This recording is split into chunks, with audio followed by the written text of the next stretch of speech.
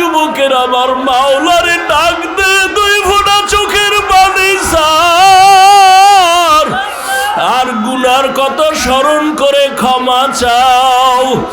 আর আল্লাহরে বলো আমার মাওলা যে কেমন দয়ার মাওলা। ওরে দরওয়াজা জানালা বন্ধ করে মোবাইলের দ্বারা যে গুনাহ করেছো, ওই দরওয়াজা জানালার ভেতরের গুনার খবর মাও জানে না, বাবাও জানে না।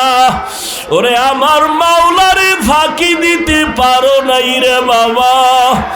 আরে তোমার গুনার খবর যদি মা জানতো ঘর থেকে বের করে দিত।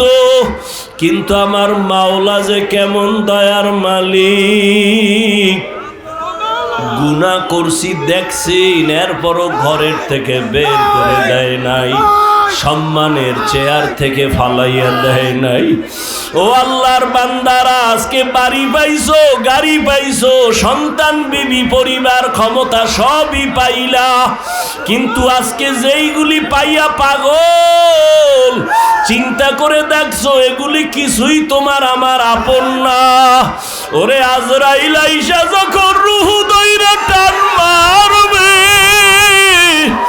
ওরে তোমার আপন মা বাবা তোমারে ফেলে দিবে আর ঘরে ঢুকাইবে